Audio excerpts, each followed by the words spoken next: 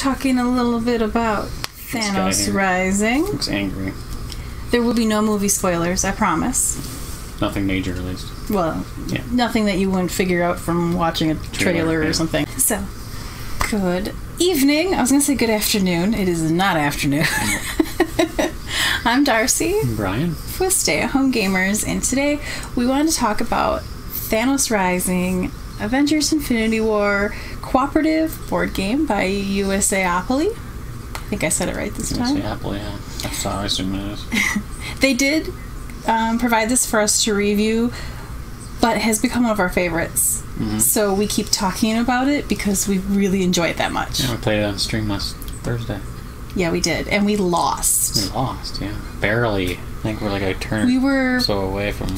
No. Oh, no? No. We were going for 10 villains, and we got the Infinity Stones. That's right. It's like, at the end. We didn't even hit 7 villains. Oh, that's right. The whole pandemic we played, and we were like, that's right. We were one turn away from winning pandemic together.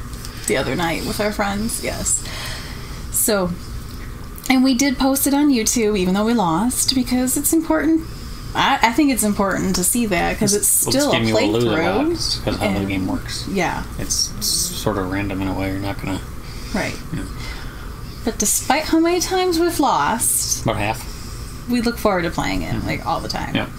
And I just thought it was super, fitting right now with Infinity War coming out onto DVD.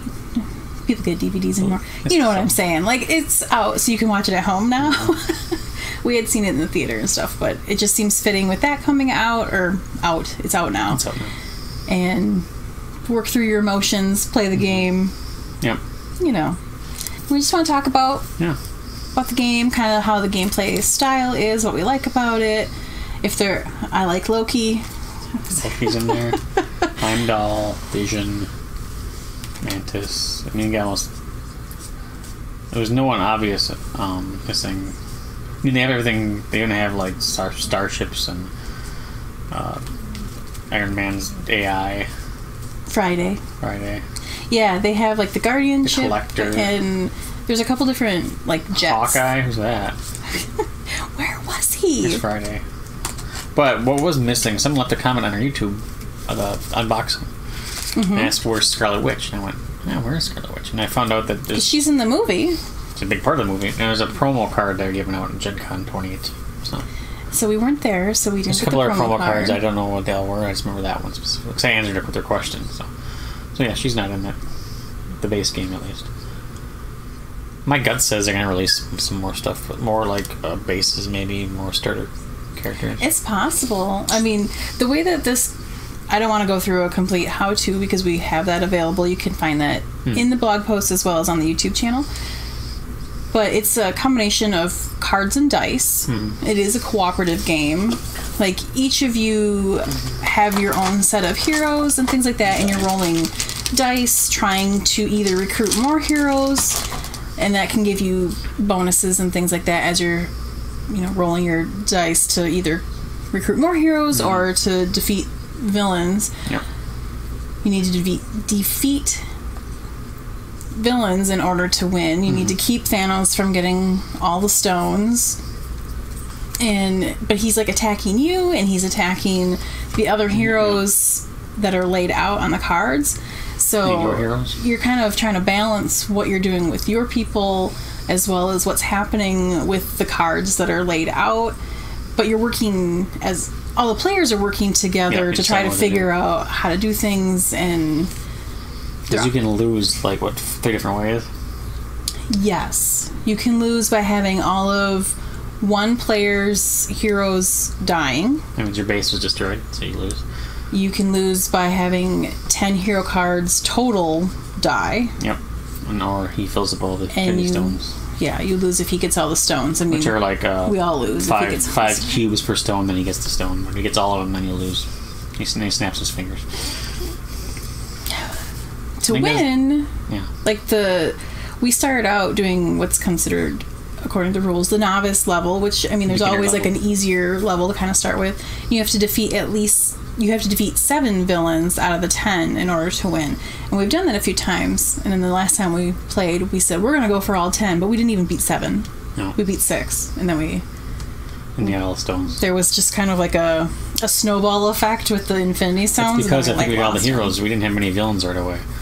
Like, oh, it's good. We got all these heroes, but then he starts building those stones because he does like every turn.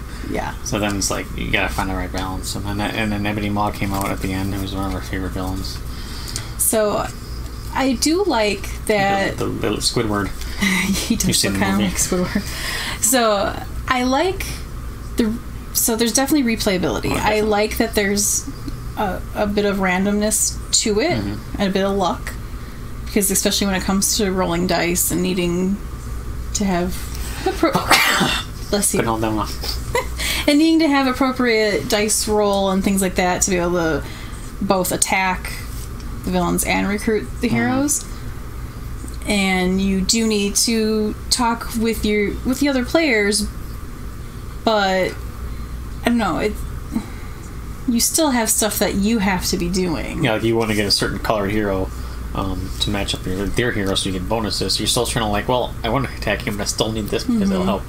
Your teammates should help. And it's also the kind of cooperative game that I don't feel like the gameplay changes too much if you have 2 players versus 3 versus 4. It just you feel like it goes faster just because he's filling up faster because you're longer to get back to you. But beyond that, yeah, it's because I played with 4 and it was similar. It was pretty much the same. Whereas like I feel like with like Pandemic, for example, the more people you have, the quicker you pull up epidemic cards and more things happen before you can complete certain things with your turns.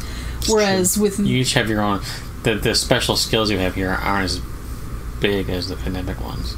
Right. Like as a medic, you're like, this is what you do. Like you're not as dependent on the special. Yeah, you're all kind of superheroes, and you just get different colored dice as your starting ones. It's not really any different. So you each have you each have an ability that's better than the other ones, but it's not overwhelming. Right. Like there isn't like a combo where we feel if we start with these 2 heroes that it's going to be hard to win versus all of them. having a different one. The same. Yeah. And in terms of like attacking the hero attacking the villains, it's not hurting us by having more people have turns to come around back to us kind of thing. So that is one thing I like. It plays great at 2-player, it plays great at 3-player, it plays great at 4-player. Yeah. At least I feel that way. So I definitely like that it's got replayability. And even though it feels a little overwhelming when you look at the instructions. Yes. I mean, they're not super long. It felt overwhelming. Longer than like Pandemic and stuff, but... I know, but going through it the first time, it felt a little overwhelming. There were a few things that we missed. It's definitely been a type of game that has worked well for us to just show people how to play. Yeah, we did play with people that never played it, and they got the hang of it quite quickly. Like, it actually has been a fairly good, like, intro kind of game. Even if you don't know about they weren't up on the movies yet, and they were still... They hadn't seen the newest one yet. They knew a lot of the heroes, obviously. Yeah, and it was, it was a lot of fun. The kids are able to play it, too. Yeah, it's 10 plus, but, we had a 7 and a 5-year-old play it. I mean, 5-year-old's a little less into it, but he liked the heroes, so... Well, he likes rolling dice. And rolling dice. But when it comes to thinking of the strategy sometimes... That's why you play co-op. It's co-op, so we can help and coach through it and stuff like that. But I feel like there's less trying to think 3 steps ahead. Yeah. Like with Pandemic and Forbidden Island and them, I feel like you're kind of... something I did this one, it's like you're just kind of your turn, and like, okay, what are we doing this turn? Right. Because you don't know what's going to happen next. You can't really plan for it. No. Yeah. Like we had the problem last game where we hit an Ebony Maw, and then he'd get the Infinity Stone where he'd take it, damage off all the enemies. He's like, we probably would have won without that happening like 3 or 4 times. He should have been eliminated, but he kept being able to remove that damage when he fired off. So it just kind of kept erasing all the hard work that was put into damaging him. True. But it's definitely a kind of game where we lose, and I'm like, oh, let's play again, because if we could have done this, or if this would have happened, if we were rolled this way, Yeah. But I don't feel like it's totally a kind of game where you can blame it on somebody if you lose. No. No, it could do something that really, like, something so stupid that'll just lose the whole game. That is one good thing about it. You can mess up a turn and not over. Right. I feel like in Pandemic or something that you could, or a Forbidden Desert, you could do that. Yeah. You could get stuck somewhere, and then while you're dead, then everyone else loses too, you know? Right.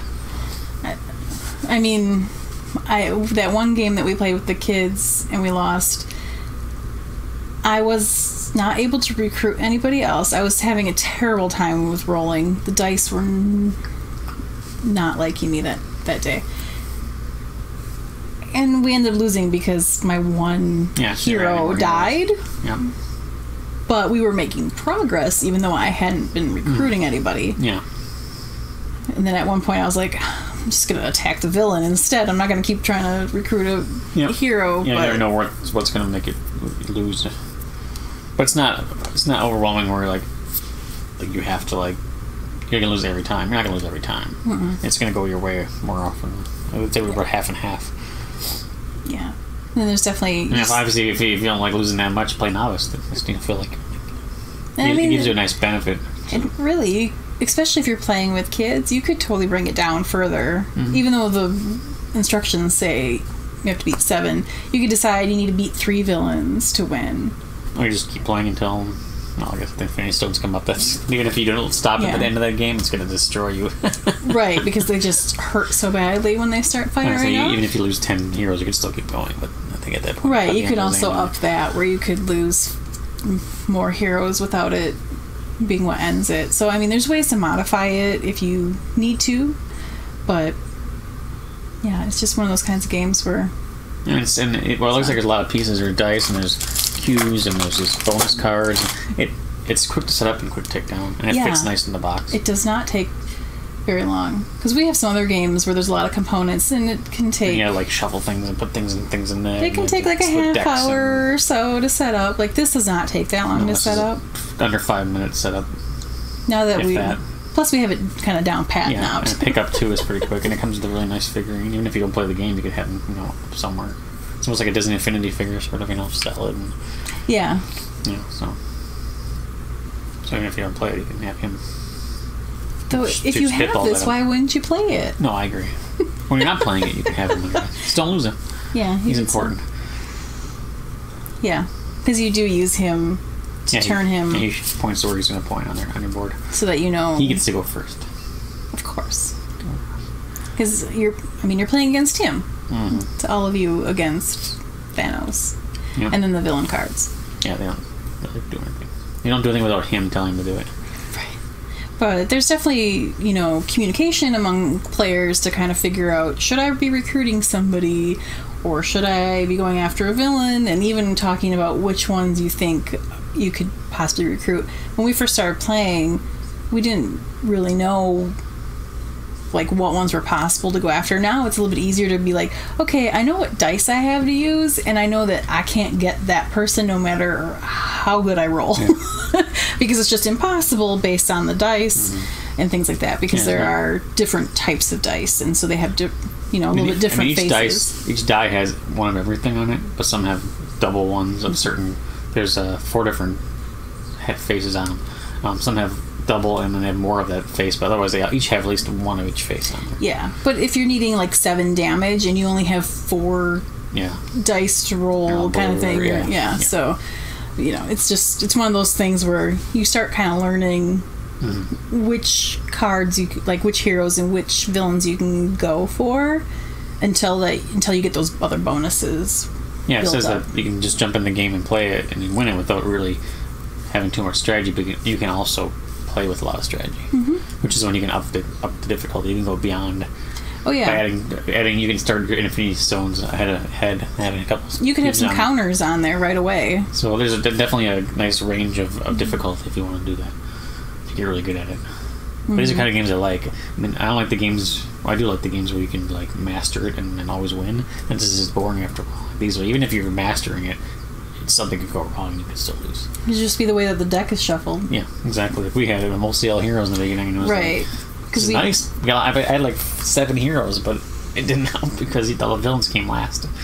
And while it might sound nice to have so many heroes pop up right away and not have to worry about villains attacking, he's collecting stones. You're recruiting those heroes, but that gives that just means... That's basically your timer right here is just stones. Yes.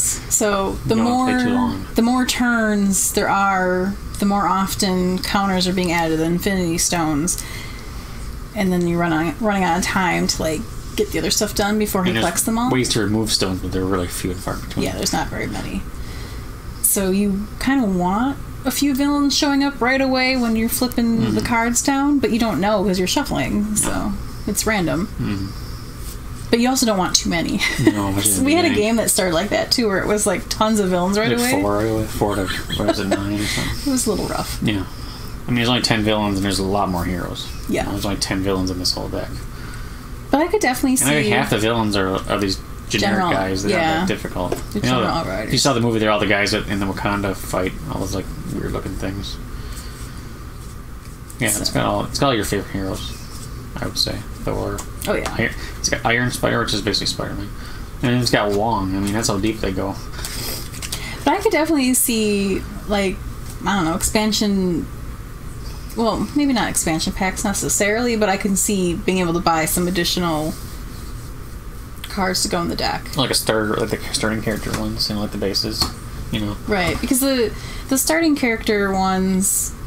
One of each color. They have a little bit more health, other than Hulk. But he's not a starting character, but he does have more health because he's the Hulk. And then they all have kind of like a special, like if you recruit someone else that's within the same color, like they have color code, like blue, red, green, purple, black. And green. Yeah, like the dice. Well, the purple... Black. Oh, it's purple, yeah, I guess. You're right. The dice are black, but the card group is purple, which is like Guardians of the Galaxy for the most part. Some of them don't always match up that way. No. That's usually what they're like, because like Loki's green, which is Mystic, which makes sense. He's more Mystic. Like Heimdall, Doctor Strange. It's more like that makes sense. Damage, it's red. Okoye and Captain America. Doctor Strange is green, which is Mystic. Like Black Panther is blue. Blue for attack with Shuri. Yeah. So, they have the team leaders have a bonus where if you have someone else with that same team color, then you get an extra die. That doesn't mean you have to have another team member of that, but this is what we go for first. So, I mean, if you really wanted, you probably could swap out and have a different hero starting. But I talked about that. Like you're gonna be at a loss because of it, because it's not as powerful. But you could do that. You could. Yeah, I think you have their own base. I don't know. Don't know. I mean, it would definitely up some of the difficulty, maybe, to start that way. Yeah. But you could start as Rocket. Start as Groot. But some of them don't have as much life, so they would be taken out fast. And the bonuses aren't as good. But I could see having some additional cards. I mean, it makes sense to have some promo cards like Scarlet Witch, but I could see them having some other ones available. Even they could add in more villains too. There could be, a pack to mix in that has more villains or a new set of villains, because who knows what's going to happen with the next movie. We don't know yet. No. So there could be a whole new deck just for Infinity War 2. I have no idea. It could be. It would make sense to market for that. Let's see here. I'm just looking at the expansions, which is where showing me all the cards. What I'm on.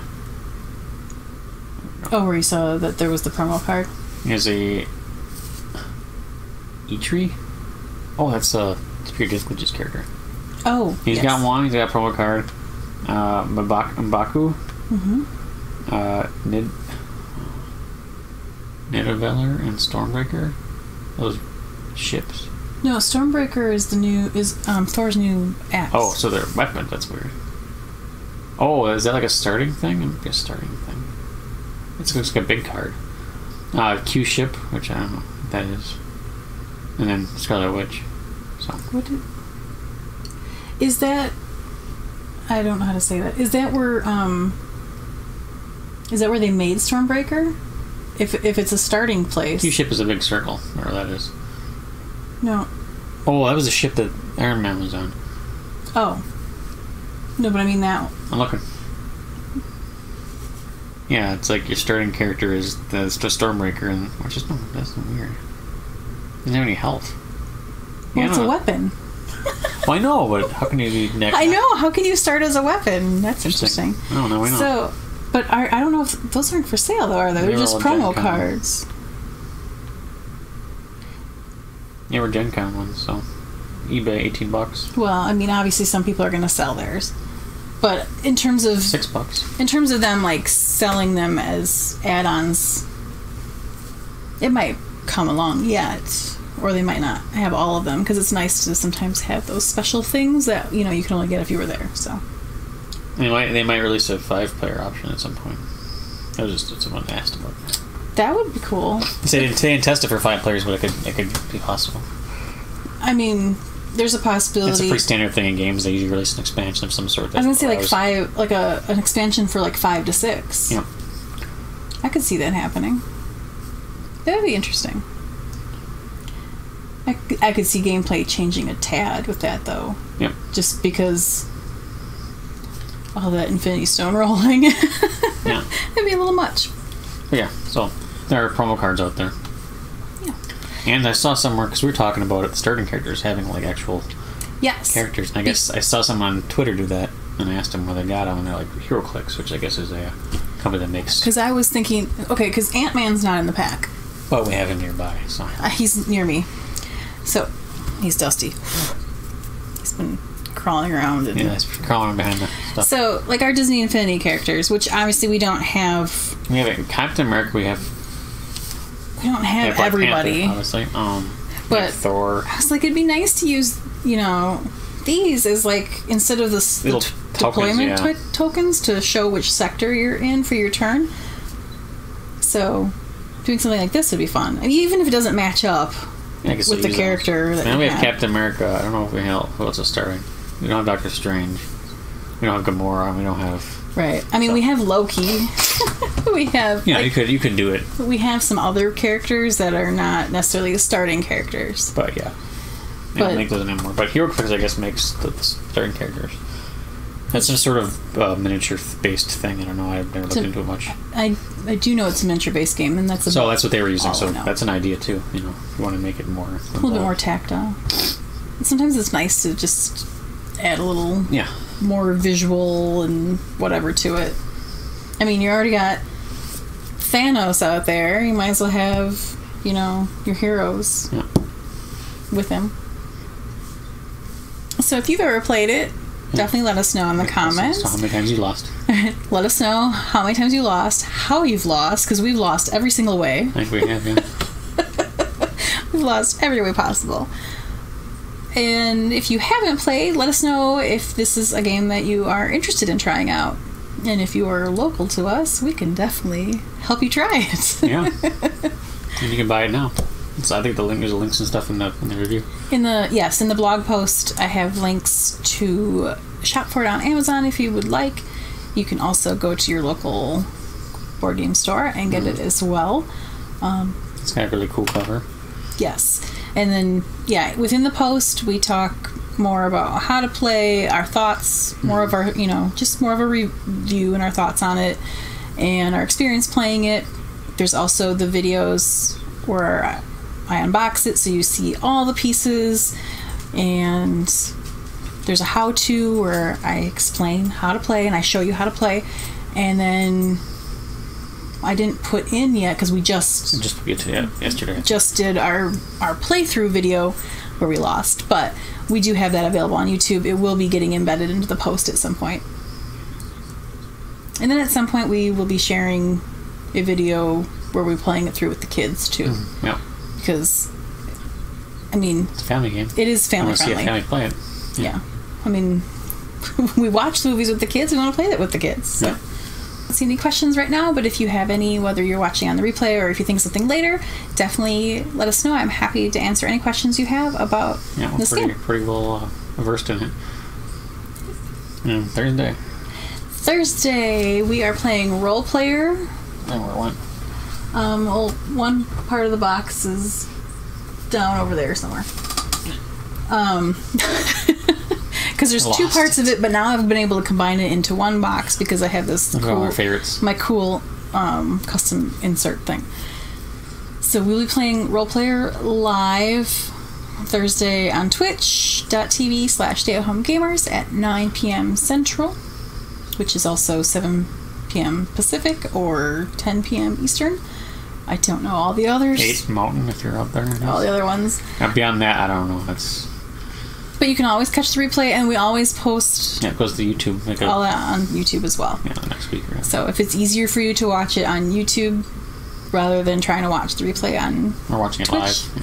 Or, so we'd love to watch live, because I can interact with you. It would be great to see you there. So we got that coming up, and then I think the week after that will be Bunny Kingdom. That's a fun one. And then, what are we talking about next week? I don't know. Tell me. I don't know either. Next Tuesday, we are talking about, if I can get to the right part of the calendar. Politics. Here. No, I'm just kidding. No. Not unless it's a game specifically for that. We're going to talk about coaching kids while gaming. It's not as easy as you think, but it's not as hard as you think either. Right. And, yeah, because it's a little bit more complicated than simply letting them win or losing on purpose kind of stuff, or just being ruthless kind of thing. We've done it too. Well, I'm only ruthless if I know they can handle it. So, which has come after coaching. Sure. So, and when I am being ruthless, I use that as part of my coaching, and I will explain how I do that next Tuesday. Yeah. So, join us here, Facebook Live, next Tuesday at 9 p.m.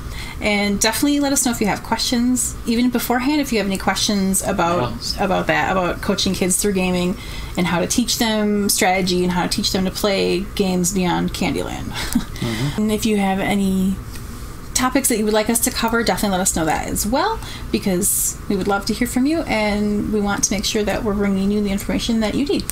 So, Thanks so much for watching, and we'll see you at the next game.